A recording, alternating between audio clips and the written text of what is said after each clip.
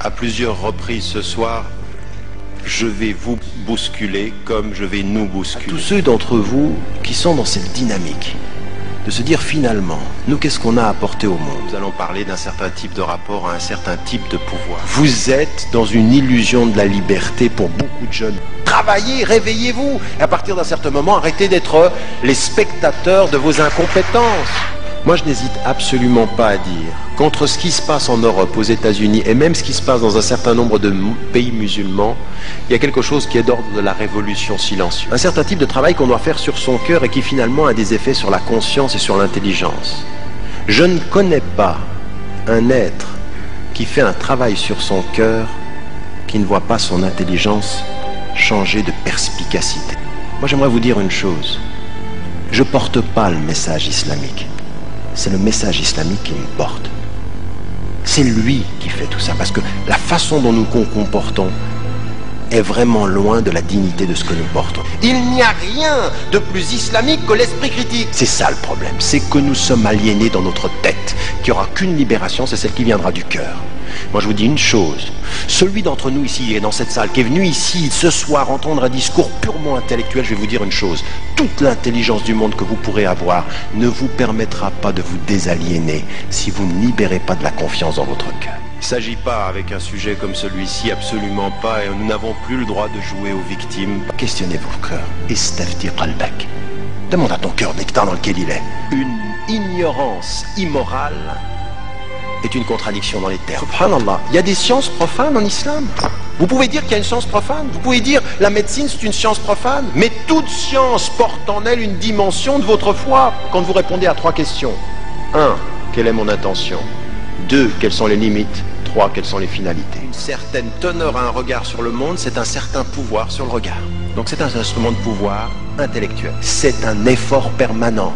Un effort. Jihad al-nafs, jihad al-aql, jihad al-hurriya, c'est ça qu'on est, c'est pourquoi on dit. Et le jihad et l'ilm aussi, c'est vraiment l'effort du savoir. C'est-à-dire que la demande de la science est une obligation pour le musulman et la musulmane, c'est parce que la science est le fondement de l'éthique. Moi j'ai eu des parents, on a vécu en exil.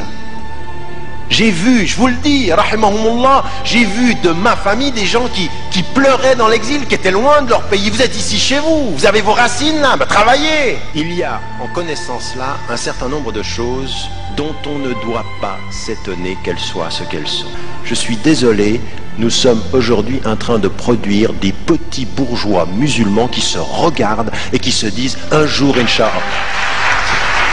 Mais moi je veux pas d'applaudissements, je veux simplement que vous compreniez une chose pour la sœur. Oui, il faut commencer à étudier, mais en même temps qu'on étudie l'islam, on étudie à l'université, puis on fait les deux, puis l'université nous pose des questions, on retourne à l'islam, et de l'islam on revient aux études. N'arrête pas de faire ça. Moi j'ai fait de la philosophie, Nietzsche disait ça, qu'est-ce que dit l'islam? Et l'islam qu'est-ce qu'il dit? Et je me bats. Puis à un moment donné, ben, vous faites la paix avec vous-même et puis vous avancez. Mais ne dites pas, d'abord l'islam, puis un jour on verra. Non, il faut travailler les deux ensemble et les deux se nourrissent. Eh bien vous pouvez le faire. Rien ne vous en empêche dans ce pays-là. Rien. Personne n'est dans votre chambre, personne n'est à côté de votre lit, personne ne voit ce que vous faites le matin ou pendant la nuit, si ce n'est Allah. La ilaha illahu. Et puis c'est tout. Puis maintenant il faut s'y mettre. Moi c'est le conseil que j'ai à donner aux jeunes. C'est quand on sait qu'on devient moral. Ibn Hanbal, il cherchait un homme d'une certaine compétence, il voulait quelqu'un de compétent. On lui a dit, cet homme-là il est fasiq, c'est-à-dire il est pervers. Il a dit, sa compétence c'est à nous, sa perversité c'est à lui. Ceux qui transforment l'histoire, ce ne sont pas ceux qui rêvent l'avenir. C'est ceux qui sont lucides par rapport au présent. On est là vraiment, on est à la croisée des chemins. On est à la croisée des chemins, ça veut dire qu'on est là pour construire une conscience qui va changer ça, qui va nous changer nous. C'est-à-dire la capacité de regarder la télévision exactement comme le prophète alayhi wa sallam pouvait regarder le monde. L'islam prend le bien d'où qu'il vienne. Et quand vous avez des gens qui vous expliquent comment on utilise un outil, comment on maîtrise l'intelligence, vous devez maîtriser. Talabul ilm, c'est ça que ça veut dire. Qui que tu sois, Dieu t'a fait, ce que tu fais c'est à moi. Ce que toi tu fais de mal, c'est à toi, ça ne me regarde pas. Que me dit-on? Que veut-on de moi? Quelle est l'intention de celui qui parle pour que je sache quelle est l'intention avec laquelle je dois lui répondre? Fais-toi respecter, quant à l'amour, tu verras après. Non, non, regarde comment il me regarde, il m'aime bien. Je m'en fiche. Tu m'aimes pas, ça te regarde. Moi, ce que je te demande devant Dieu, c'est de me respecter. Et le meilleur moyen pour que tu me respectes, c'est que je me respecte. Parce que quand vous lisez le Coran, vous entendez Ya ulul albab, vous qui êtes doué d'intelligence.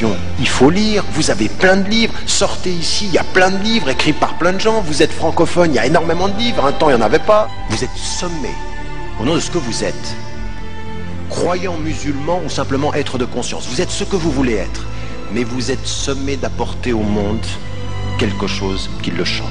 Souvent on dit aux musulmans, Dieu ne demande pas à quelqu'un plus que ce qu'il peut porter. Mais j'aimerais vous dire une chose, c'est le contraire qu'il faut comprendre. Si tu peux porter ce que tu peux porter et que tu ne le portes pas, attends-toi au pire. À partir d'un certain moment, vous ne pouvez pas faire face à autant de pression, d'images, de symboles, d'aliénation intellectuelle si vous n'avez pas un processus de libération du cœur. À un moment donné, il faut rentrer à l'intérieur. À un moment donné, il faut éteindre la télévision. À un moment donné, il faut laisser tout ça. Il faut rentrer à l'intérieur puis faire un travail sur soi pour développer une lucidité, essayer de comprendre comment ça se passe. Einstein peut dire « Dieu n'est pas », mais l'intelligence d'Einstein, pour vous, c'est Dieu qui l'a faite. Lui, il dit « Dieu n'est pas », et vous vous dites « Mais Dieu t'a fait ».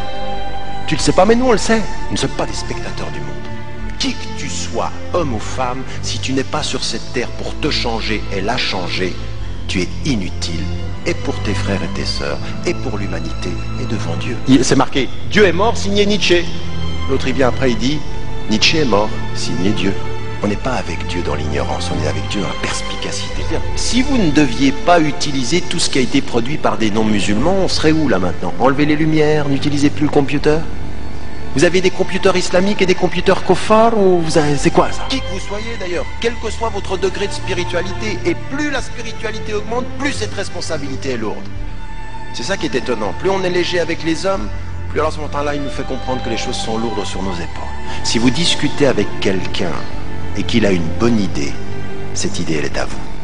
C'est effectivement la difficulté que vous avez avec les musulmans d'avoir un esprit critique où ce qui est bon est à nous. C'est le patrimoine de l'universel créé. Aussi maintenant à donner une certaine image du modèle du bien-être. Être bien en apparence et être mal dans le fond, c'est jamais ce qu'Allah demande. Allah il demande d'être bien dans le fond, quant à l'apparence on verra, ça vient tout seul.